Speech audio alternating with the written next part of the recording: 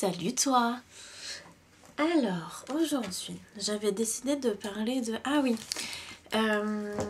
vous avez été beaucoup à réagir au sujet de ma vidéo sur mon ex, Edouard, je crois qu'il s'appelle Edouard, Edouard le pervers narcissique, avec qui je suis restée quand même plus d'un an, hein, presque 1 an et demi, 1 an et 4 mois il me semble.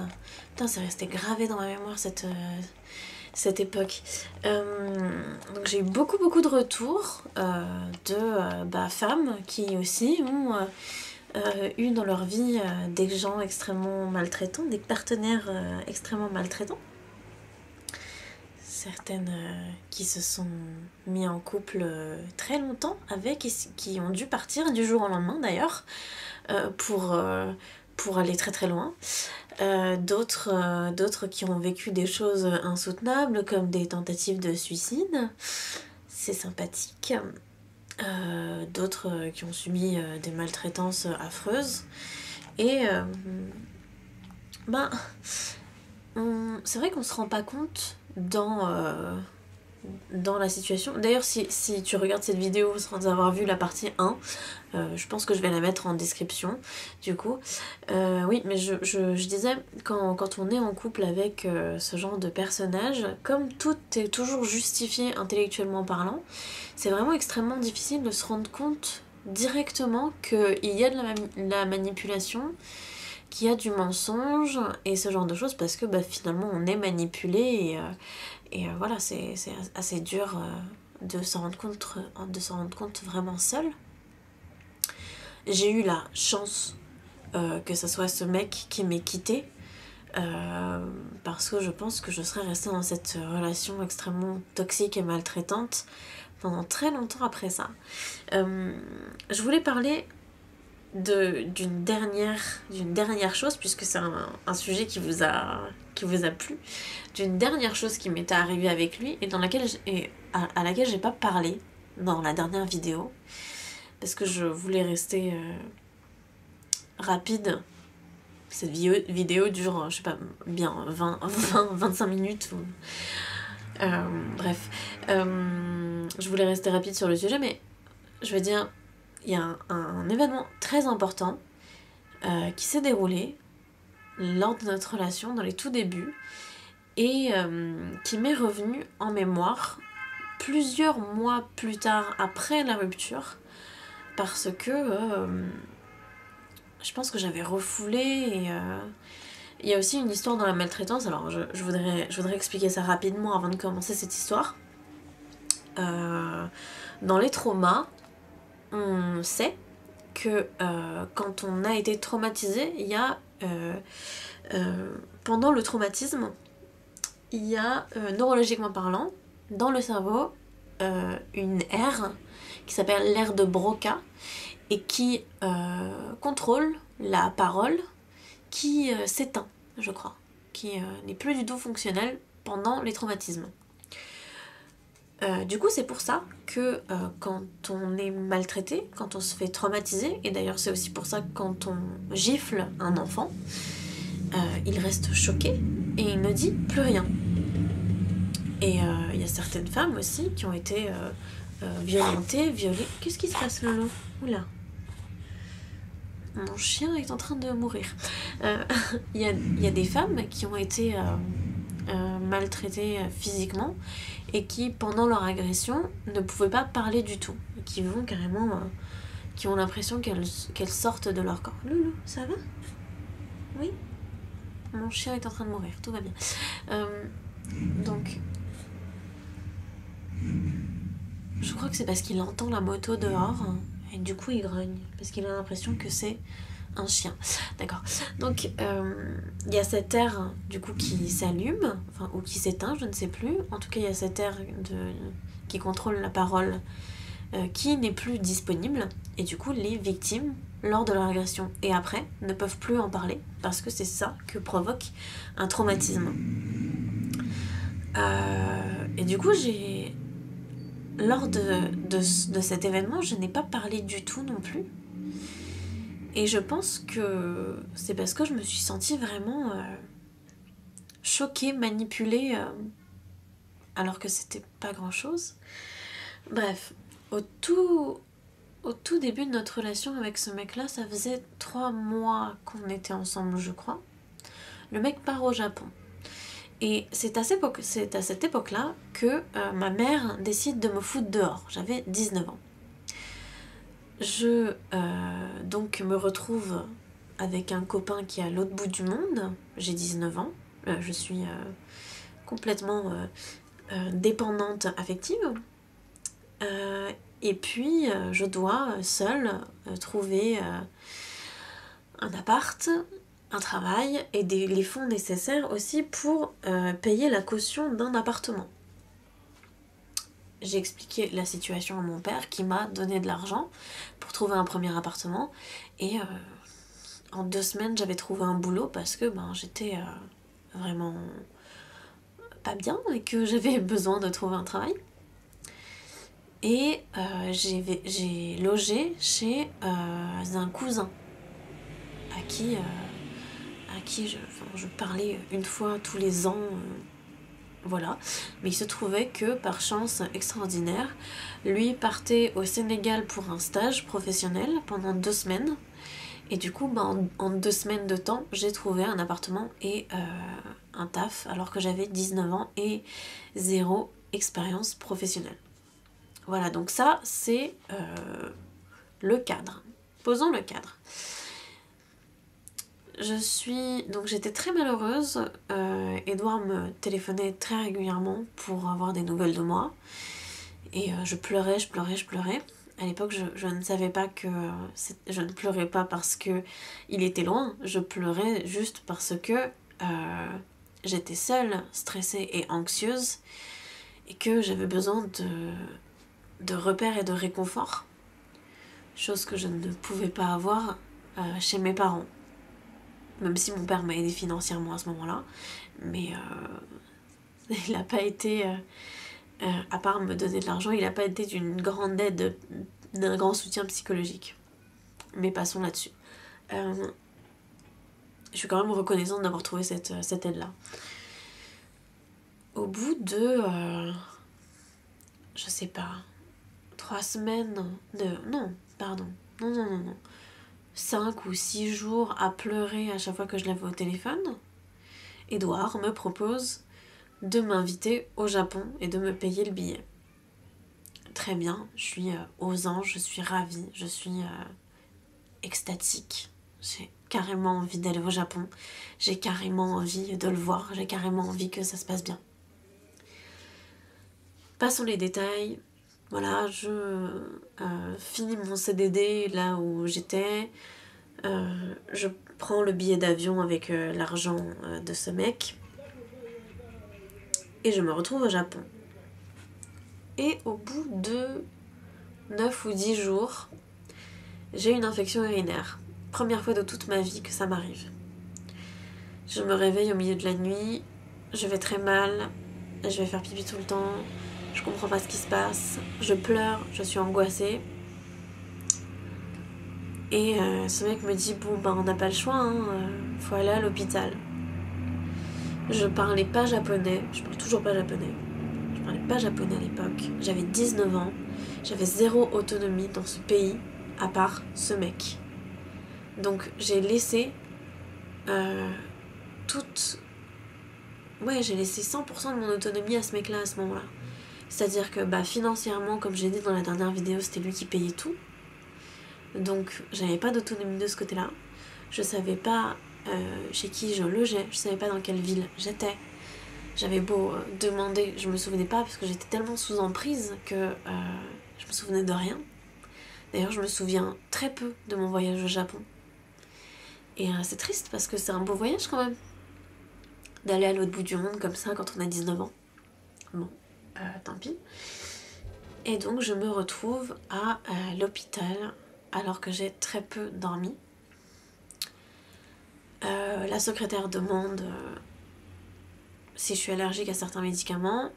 Je lui dis en français, elle comprend, donc c'est bien, mais pour que vous sachiez que les médicaments ils ont le même nom partout dans le monde entier, donc c'est quand même super pratique.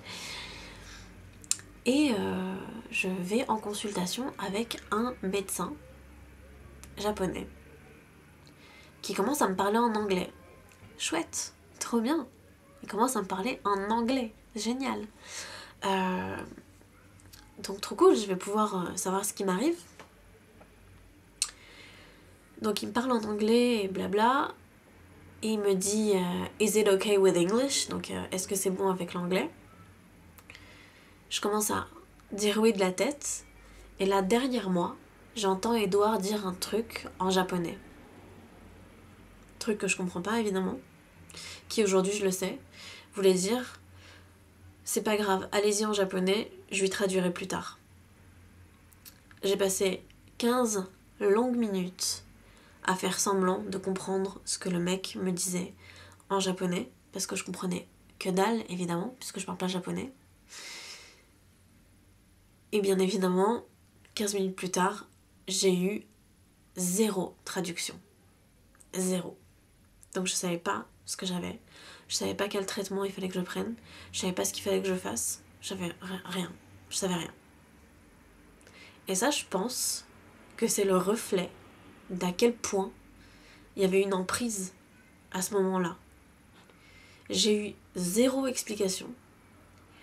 Et le pire du pire, du tout pire dans tout ça. Donc ça s'est très bien déroulé. Finalement, j'ai eu un antibiotique et j'ai bu beaucoup d'eau. Le pire du pire dans tout ça, c'est que on a dû payer 50 balles pour avoir ce traitement, ces antibiotiques. Parce que j'étais pas couverte par mon assurance. 50 € sur un voyage au Japon, c'est rien les gars. Même si j'étais étudiante, même si lui l'était aussi, s'il avait l'argent pour me payer un billet d'avion, il avait carrément l'argent de payer 50 balles pour un traitement antibiotique. On s'en fout en fait. On s'en fout. Sauf que plus tard, il me l'a reproché. Et ça a été vraiment... Et en plus, j'ai culpabilisé pour ça. Il m'a dit, mais putain, mais on a payé 50 balles pour cet antibiotique, quoi. Et je me suis dit, mais qu'est-ce que ça peut bien te foutre? Enfin, j'aurais pu pisser du sang, j'aurais pu avoir une infection rénale, ça aurait pu être bien plus grave. On s'en fout de payer si cher pour un antibiotique, ça, qu'est-ce que ça peut... Enfin, voilà, quoi. Donc, parfait. Et c'est un truc qu'il faut savoir sur les gens qui sont toxiques et manipulateurs. C'est que si jamais ils te donnent un truc, vraiment, et je l'ai déjà dit dans la vidéo précédente, mais c'est hyper important, quand quelqu'un qui est manipulateur te donne un truc, soit il va te le reprendre, soit il va te le reprocher. Et quand on te le reproche, c'est toujours quand tu te sens bien et quand tu te sens en confiance. Et c'est pour ça qu'il est aussi impératif d'être transparent et explicite dans toutes tes communications avec autrui. Il ne faut jamais rien laisser à l'implicite, parce que c'est l'implicite qui va t'amener des problèmes. Le oui, oui, oui, je sais, non, ça n'existe pas. Dans le monde, ça ne devrait jamais exister. Et c'est la part d'implicite qui m'a foutu en l'air pendant 1 an et 4 mois dans cette relation. Parce que rien d'explicite n'a été dit.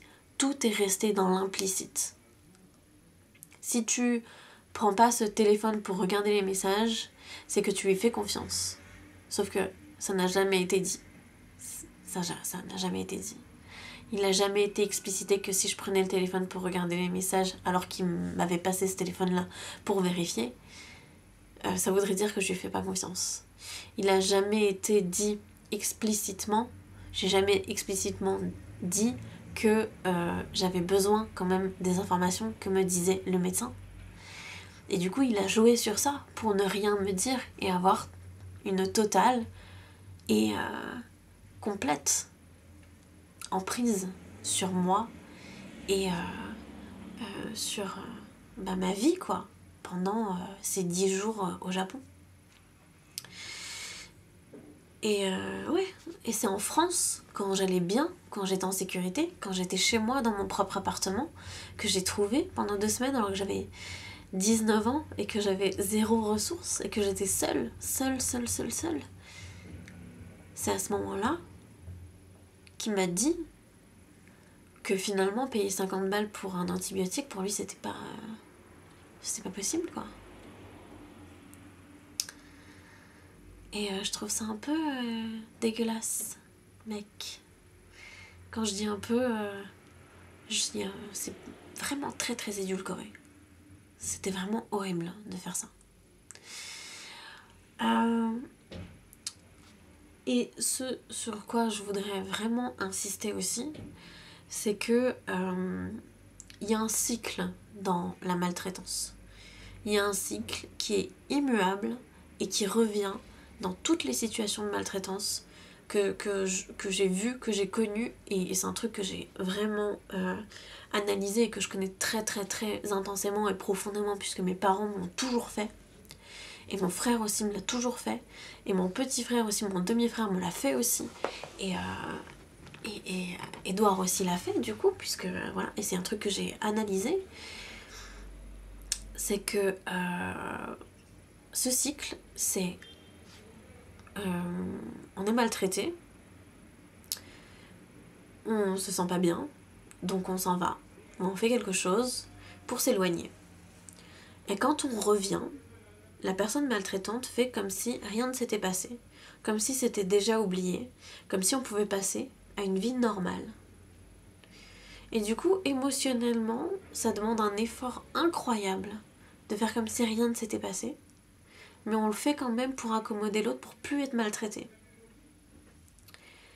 Sauf que ces émotions, elles restent latentes, dans le noir, dans une obscurité incroyable,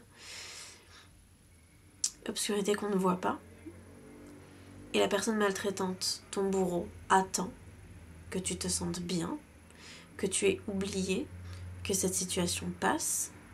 Et au moment où tu te sens le plus en sécurité, cette chose pour laquelle vous vous êtes disputé, pour laquelle tu as culpabilisé, et tu es quand même revenu pour t'excuser même si tu n'as rien fait, la personne maltraitante va te le reprocher. Et ça, c'est immuable. C'est tout le temps. Tout le temps, tout le temps, tout le temps. Et c'est d'ailleurs pour ça qu'on ne recontacte pas les personnes qui sont maltraitantes, qui sont toxiques. Parce que ces personnes-là vont faire comme si de rien n'était, vont entretenir une relation de confiance avec toi. Et quand tu te sentiras le mieux, elles vont recommencer à être maltraitantes. Et c'est dans cette position de vulnérabilité que ces personnes-là, elles te prennent.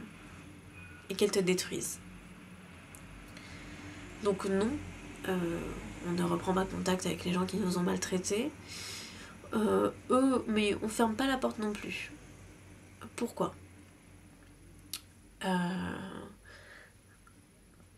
Parce que c'est très important pour se reconstruire de mettre les points sur les i. Quand je parlais de mon divorce parental et je parle aussi de cette situation avec ce mec qui était très clairement toxique, j'ai jamais fermé la porte à la communication. Mes parents peuvent encore me contacter et cette personne-là, Edouard, peut encore me contacter. Mais ça sera sous une condition, une seule. C'est que ces personnes admettent que je me sois sentie mal à cause de certains de leurs comportements, qui s'excusent pour le mal que j'ai ressenti et qui est indéniable. J'ai ressenti ça, c'est indéniable. Que je l'ai interprété comme quelque chose alors que ça ne l'était pas, on s'en fout. J'ai ressenti quelque chose qui m'a été très désagréable. Ça m'a fait souffrir, j'ai souffert, beaucoup. Et évidemment, demander des excuses pour ça. Et si ces personnes-là ne sont pas d'accord avec le fait de s'excuser et d'admettre ce qui s'est passé, il n'y a pas de communication possible. C'est pas possible. Soit ton bourreau admet, s'excuse et souhaite passer à autre chose, soit c'est pas possible. Et il faut aussi demander à cette personne de ne plus se comporter comme ça avec toi, puisque tu n'admets plus ce comportement-là. Moi, j'admets plus dans mon cadre bienveillant, là où je me sens en sécurité, je n'admets plus aucune forme de maltraitance, qu'elle soit physique ou psychologique. Voilà, je crois que c'est tout. Voilà. Donc, bah écoute, si t'as des questions, ose les poser en commentaire et j'y répondrai au mieux. Je vais tenter de me souvenir qu'il faut absolument que je poste le lien vers la partie 1 de cette vidéo, qui sera de toute façon facilement trouvable dans la playlist Storytime.